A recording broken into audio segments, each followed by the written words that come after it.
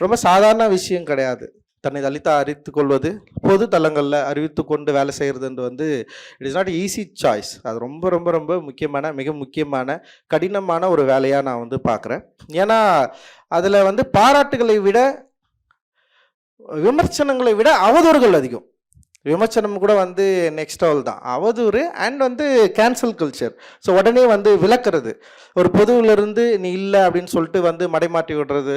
அப்புறம் வந்து பொய்யான நிறைய பரப்புரைகள் செய்கிறது. ஸோ அப்படி இருக்கிறப்போ அவங்க வந்து இவ்வளோ ஸ்ட்ராங்காக ஒர்க் பண்ணியிருக்காங்க அப்படின்னு நினைக்கிறப்போ வந்து உண்மையிலேயே பெரிய ஒரு நம்பிக்கை கூடுகிறது. இன்னும் நம்ம வந்து இன்னும் அதிகப்படியாக வேலை செய்ய முடியும் அப்படின்ற ஒரு நம்பிக்கை வந்து அம்மாவை பார்த்து கூடுது. குறிப்பாக இப்போ நான் இப்போ தான் சினிமா ஒரு 10 வருஷம் தான் ஆகுதுன்னு வச்சிங்களேன். வந்து சினிமா எடுக்கிறோம். சினிமா எடுக்கிறப்போ வந்து எனக்கு சில நம்பிக்கைகள், சில பேர் வந்து என் கூட சேர்ந்து ஒர்க் பண்ணுறதுக்கு நிறைய பேர் வராங்க. அப்படி வரப்போ சில பிரச்சனைகள் வரப்போ நம்ம ஹேண்டில் பண்ண களங்களுக்கு வந்து போகிறோம்.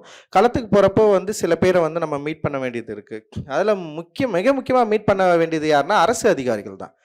அரசு அதிகாரிகள் அதுவும் என்னன்னா நார்மலான, அதாவது நான் தலித் அரசு அதிகாரிகளை கூட நீங்கள் வந்து ஹேண்டில் பண்ணிடலாம். ஆனால் அந்த தலித் அரசு அதிகாரிகள் இருக்கிறாங்க பாரு, அவர்கள் நேர்மையின் பிறப்பிடமே அவங்கதான். எந்த வகையிலும் தலித்துகளுக்கு ஆதரவாக மட்டும் நின்ற மாட்டாங்க. அவங்க அதாவது அவங்கள வேலையை விட்டு தூக்குனா கூட பரவாயில்ல, என்னை வந்து அப்புறம் தலித்துக்கு சப்போர்ட்னு சொல்லிட்டு என்னை கேஸ்ட்ன்னு சொல்லிட்டு ஓரம் கட்டுருவானுங்க.